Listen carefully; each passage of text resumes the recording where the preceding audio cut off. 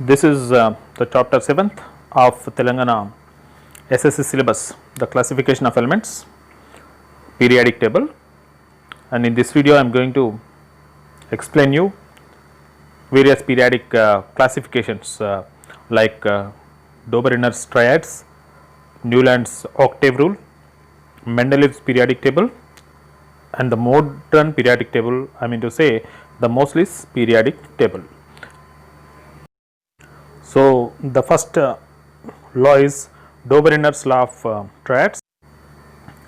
Dobereiner's triads were groups of elements with similar properties that were identified by the German chemist Dobereiner. Dobereiner triads అనే ఒక group of ఎలిమెంట్స్ని తయారు చేసినాడు. ఆ group of ఎలిమెంట్స్లో ఉన్నటువంటి ఎలిమెంట్స్కి అన్నీ కూడా సిమిలర్ ప్రాపర్టీస్ ఉండేటట్టు ఇతను సెట్ చేశాడు. Dobereiner stated in his law of triads that the arithmetic mean of the atomic masses of the first and third element in a triad would be approximately equal to the atomic mass of the second element in that triad. అంటే ఇతను set చేసినటువంటి triad అంటే మూడు ఎలిమెంట్స్ని ఒక గ్రూప్గా చేసినాడు. ఆ group యొక్క ప్రాపర్టీస్ అన్నీ కూడా ఒకటే విధంగా ఉంటాయి. ఆ గ్రూప్ని ఎట్లా సెట్ చేసినంటే ఫస్ట్ ఎలిమెంట్ థర్డ్ ఎలిమెంట్, ఆ గ్రూప్లో ఉన్నటువంటి ఫస్ట్ థర్డ్ ఎలిమెంట్ యొక్క అటామిక్ మాసెస్ యొక్క అర్థమెటిక్ మీను ఆ సెకండ్ ఎలిమెంట్ యొక్క అటామిక్ మాస్కి ఈక్వల్ అవుతుంది అనే విధంగా ఇతను సెట్ చేశాడు. ఇతను మొత్తము 5 ట్రయాడ్స్ని సెట్ చేశాడు. ఆ 5 ట్రయాడ్స్ని మనం ఇప్పుడు ఒకసారి చూద్దాం. The first triad 1. ఈ ట్రయాడ్లో the elements he took is lithium, sodium and potassium. The atomic mass of lithium is 6.94. The atomic mass of potassium is 39.1. According to his statement, the arithmetic mean of these two, the first element and the last element, is 6.94 plus 39.1 by 2, which is equals to 23.02. But actually the sodium mass is 22, which is approximately equals to 22.99 is approximately equals to 23.02. In this way he has given triad lithium, sodium and potassium. And let's take the other example, that is triad 2. In this triad, so he took calcium and strontium and barium. So the atomic mass of calcium is 40.1 and barium is 137.3. According to the statement, this is the first element and this is the third element. The arithmetic mean of atomic masses of these two, that is 40.1, 137.3, is 88.7. So this must be the atomic mass of strontium, but strontium has 87.6 units of atomic mass, which are very close. So in this way he had given the third triad as chlorine and bromine and iodine.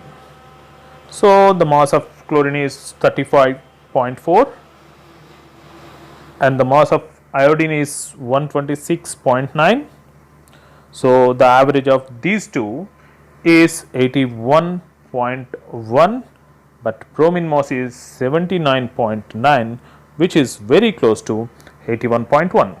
In similar way, the fourth triad is sulfur, selenium and tellurium. Sulfur's mass is 32.1 and tellurium mass is 127.6 and selenium mass, and the average of these two is 79.83, but the mass of selenium is 78.9, which are very close to each other. In similar way, T5 means the triad 5. This is iron, cobalt and nickel. Iron has a mass of 55.8 and nickel has the mass of 58.7. Average of these two is 57.3, but the cobalt mass is 58.9. So these two are almost equal. So these are the 5 triads given by Dobereiner. So ఇట్లా మనము ఈ ట్రయాడ్స్ని కనుక ఈ 5 ట్రయాడ్స్ని చూస్తే ఆ first triad నుంచి కూడా T4, T3, T2 ఇట్లా చూసుకుంటూ పోతే లిథియంకి ఏం ప్రాపర్టీస్ ఉన్నాయో, సోడియంకి ఏ ప్రాపర్టీస్ ఉన్నాయో, పొటాషియం కూడా అదే ప్రాపర్టీస్ ఉన్నాయి. In similar way calcium, strontium and barium వీటికి కూడా అవే ప్రాపర్టీస్ కాల్షియంకి ఏమి ఉన్నాయో మిగతా వాటికి, క్లోరిన్కి ఏ ప్రాపర్టీస్ ఉన్నాయో బ్రోమిన్కి అదే అండ్ అయోడిన్ కూడా అదే. ఈ విధంగా T4, T5 అంటే ట్రయాడ్ 4, ట్రయాడ్ 5 అని కూడా మనం చెప్పొచ్చు. సో ఇట్లా ఇతను ట్రయాడ్స్ని ఫామ్ చేసినాడు. ఈ డోబెరినర్స్ లా ఆఫ్ ట్రయాడ్స్ క్లాసిఫికేషన్స్కి ఒక ఫస్ట్ క్లాసిఫికేషన్ అయినప్పటికీ, అంటే మిగిలిన క్లాసిఫికేషన్స్కి ఇది ఒక దారి చూపించినప్పటికీ దీంట్లో కొన్ని ఫెయిల్యూర్స్ ఉన్నాయి. ఈ ఫెయిల్యూర్స్ ఏందో ఒకసారి చూద్దాం. First one, newly discovered elements did not fit in to triads. అంటే కొత్తగా అది 18th సెంచరీలో వచ్చినటువంటి లా. ఆ 18th సెంచరీ తర్వాత కూడా నెంబర్ ఆఫ్ ఎలిమెంట్స్ కనుగోబడ్డాయి. ఆ కనుగోబడ్డ ఎలిమెంట్స్కి ఆ ట్రయాడ్స్ లోపల ప్లేస్ అనేది లేదు. సెకండ్ వన్ ఏంటిదంటే ఓన్లీ 5 ట్రయాడ్స్ వర్ ఐడెంటిఫైడ్. అప్పటి వరకు ఉన్న ఎలిమెంట్స్లో 5 మాత్రమే ట్రయాడ్స్గా ఇతను ఫామ్ చేయగలిగినాడు. ఆ second point third point almost equal ఉంటుంది. Even several known elements did not fit in to any of the triads. అప్పటి వరకు కనుక్కోబడ్డవి అంటే ఒక 50 ఎలిమెంట్స్ దాకా అప్పటిదాకా కనుక్కొని ఉంటే ఆ 50 ఎలిమెంట్స్ ఈ ట్రయాడ్స్లో కూర్చోలేకపోయినాడు. ఎందుకంటే అతను ఓన్లీ 5 ట్రయాడ్స్ తయారు చేసినాడు. 5 ట్రయాడ్స్ అంటే 5 3 15 ఎలిమెంట్స్ని మాత్రమే అతను క్లాసిఫై చేయగలిగాడు, కానీ మిగతా ఎలిమెంట్స్ని అతను క్లాసిఫై చేయలేకపోయినాడు. ఇట్లా ఇతని దాంట్లో కొన్ని డ్రాబ్యాక్స్, కొన్ని లిమిటేషన్స్ ఈ క్లాసిఫికేషన్స్కి ఉన్నాయి. Now let's move to the other periodic classification, which is the Newland's law of octaves.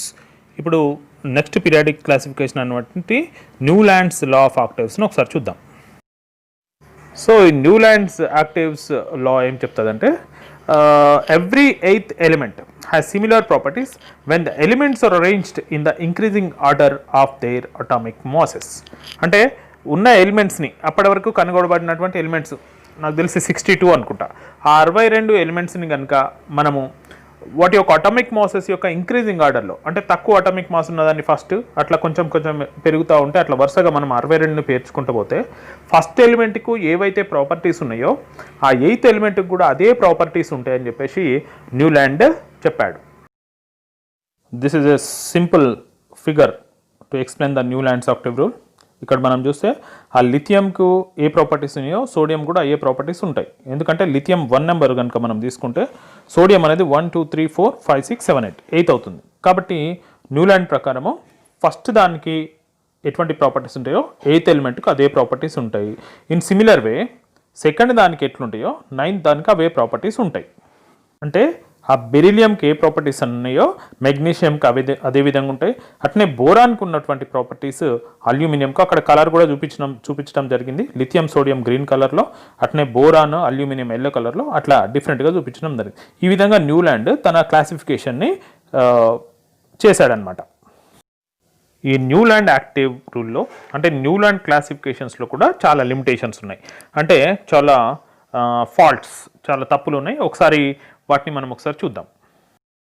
First defect ఏంటంటే several elements were fit in to the same slots in Newlands periodic classification.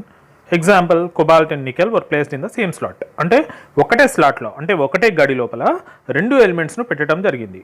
ఒకటి cobalt nickel. ఎగ్జాంపుల్కి ఇప్పుడు మనం cobalt nickel తీసుకుంటే Newlands క్లాసిఫికేషన్లో ఈ cobalt nickel రెండింటికి కూడా ఒకటే ప్లేస్ ఇవ్వడం జరిగింది. ఇది ఫస్ట్ డిఫెక్ట్.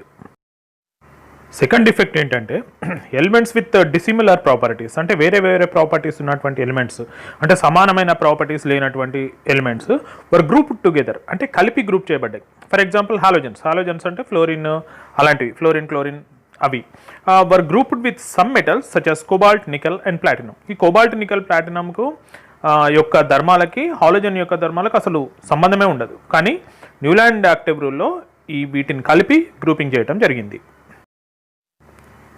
థర్డ్ డిఫెక్ట్ ఏంటంటే Newlands law of octaves held true only for elements up to calcium. అంటే కాల్షియం దాకానే ఇది కరెక్ట్గా అకామిడేట్ చేయబడ్డాయి ఎలిమెంట్స్. కాల్షియం కంటే ఎక్కువ అటామిక్ మాస్ ఉన్నటువంటి ఎలిమెంట్స్ని సరిగా అకామిడేట్ చేయలేదు. ఇప్పుడు ఫోర్త్ డిఫెక్ట్ చూద్దాం. The elements that were discovered later could not be fit into the octave pattern. Therefore, this method of classifying elements did not leave any room for discovery of new elements. అంటే ఈ Newland ఏం చేస్తున్నాడంటే అప్పటి వరకు కనుగొన్న మూలకాల classification గురించి ఆలోచించాడు, కానీ తర్వాత కనుగొనబోయే మూలకాల కోసం ఈయన ప్లేస్ వదిలిపెట్టలేదు. ఆ ప్లేస్ వదిలిపెట్టకపోవడం వల్ల కొత్తగా కనుగొన్న మూలకాలని క్లాసిఫికేషన్ చేయడం ప్రాబ్లం అయింది ఈ లా ప్రకారం. ఇప్పుడు చెప్పబోయే విషయం యాక్చువల్లీ ఈ లెసన్ స్టార్టింగ్లో చెప్పాలా. సో అసలు ఈ ఎలిమెంట్స్ని ఎందుకు క్లాసిఫై చేయాలి? యాక్చువల్లీ మనకు ఇప్పటివరకు ఉన్నటువంటి ఎలిమెంట్స్ మీ టెక్స్ట్ బుక్లో 115 అని ఉంటుంది, కానీ 118 ఎలిమెంట్స్ ఇప్పటివరకు కనుగొనబడ్డాయి. వాటిలో 98 న్యాచురల్, మిగిలిన కూడా ఆర్టిఫిషియల్ అంటే సింథటిక్గా తయారు చేయబడ్డటువంటి ఎలిమెంట్స్. Only 98 natural elements.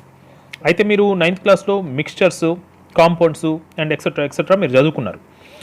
అక్కడ మీకు ప్రతి ఒక్క మిక్చర్, ప్రతి ఒక్క కాంపౌండ్ కూడా వాటి బేసిక్ ఏంటంటే వేట్లకి వెళ్ళి తయారైతాయి, అంటే ఎలిమెంట్స్ నుంచి తయారైతాయి అని చెప్పేసి మీరు తెలుసుకున్నారు. అంటే మీకు ఈ యూనివర్స్ మొత్తంలో కనపడే ప్రతి ఒక్కటి కూడా ఎలిమెంట్స్ తోటే తయారవుతుంది. అంటే ఈ 118 ఎలిమెంట్స్ ఈ విశ్వాన్ని తయారు చేయగలిగినాయి, అంటే యూనివర్స్ని తయారు చేసినాయి. అంటే వాటి గురించి తెలుసుకోవాల్సిన అవసరం మనకున్నది. తెలుసుకోవాలంటే ఇండివిజువల్గా ఒక్కొక్క దాని గురించి తెలుసుకోవాలంటే కష్టం, కాబట్టి మనము వాటిని క్లాసిఫై చేసుకున్నాం. వాటి యొక్క అటామిక్ నెంబర్ని బట్టి, అంటే లేటెస్ట్ పీరియాడిక్ టేబుల్ అటామిక్ నెంబర్ని బట్టి, కానీ అంతకుముందు ఉన్నటువంటి పీరియాడిక్ టేబుల్స్ మొత్తం కూడా అటామిక్ మాస్ని బట్టి క్లాసిఫై చేయబడ్డాయి. సో ఆ క్లాసిఫికేషన్ వల్ల మనము ఆ గ్రూప్లో కానీ ఆ పీరియడ్లో కానీ ఉన్నటువంటి ఒక ఎలిమెంట్ గురించి తెలుసుకుంటే మిగతా అన్ని ఎలిమెంట్స్ గురించి మనం తెలుసుకోవచ్చు. ఓకే, ఆ గ్రూప్లో ఉన్నటువంటి ఒక్క ఎలిమెంట్ గురించి తెలుసుకుంటే మనం మిగిలిన దాన్ని, ఫర్ ఎగ్జాంపుల్ మనం ఇప్పుడు లిథియం గురించి తెలుసుకుంటే ఆ లిథియం యొక్క ప్రాపర్టీసే సోడియంకి, పొటాషియంకి, అట్లనే దాని కింద ఉన్నటువంటి వాటికి. అట్లనే ఒక్క ఇనర్ట్ గ్యాస్ గురించి తెలుసుకుంటే ఫర్ ఎగ్జాంపుల్ హీలియం, నియాన్ గురించి తెలుసుకుంటే ఆర్గానిక్, క్రిప్టాన్, జినాన్, వీటన్నిటి గురించి కూడా మనకు తెలుస్తుంది. కాబట్టి ఎలిమెంట్స్ని క్లాసిఫై చేయాలి అంటే ఈజీగా ఉంటాను. ఫర్ ఎగ్జాంపుల్ మీరు ఎప్పుడన్నా ఒక మెడికల్ షాప్కి పోయి ఒక మెడిసిన్ అడిగినప్పుడు ఆయన మొత్తం షాప్ అంతా వెతకడు, ఏదో ఒక దగ్గరికి పోయి ఒక ప్లేస్కి పోయి టక్న, మీరు ఎంత పెద్ద షాప్ అయినా సరే మీరు వెళ్ళి ఇట్లా అడగానే ఆయన అక్కడికి పోయి పట్టుకొని వస్తాడు. అంత పెద్ద షాప్లో అట్లా ఎట్లా గుర్తుపెట్టుకున్నాడంటే ఆయన కొన్ని షెల్ఫ్ లాగా చేసుకున్నాడు, ఈ రకమైన మెడిసిన్స్ ఇక్కడ ఉండాలి, ఈ రకమైన మెడిసిన్స్ ఇక్కడ ఉండాలి అని ఒక షెల్ఫ్స్ లాగా చేసుకొని అతను ఈజీగా తెచ్చిస్తాడు. అట్నే మీరు ఒక గ్రాసరీ స్టోర్స్కి పోయినప్పుడు ఎక్కడెక్కడ ఏముంటాయో అక్కడ క్లియర్గా తెలుస్తుంది. మిల్క్ ఒక దగ్గర, తర్వాత సెరల్స్ ఒక దగ్గర, తర్వాత మిగతావి మొత్తం కూడా పౌడర్స్ ఒక దగ్గర అండ్ ఆయిల్స్ ఒక దగ్గర, ఇట్లా ఉంటాయి అనమాట. అట్లుంటే మనకి ఈజీగా మనం తీసుకోవడానికి వీలవుతుంది. అందుకని ఈ యూనివర్స్ అంతా తయారు కావడానికి కారణమైనటువంటి ఎలిమెంట్స్ని క్లాసిఫై చేసుకోవాల్సిన అవసరం ఉన్నది. కాబట్టి ఈ క్లాసిఫికేషన్ ఆఫ్ ఎలిమెంట్స్ అనేది జరిగింది.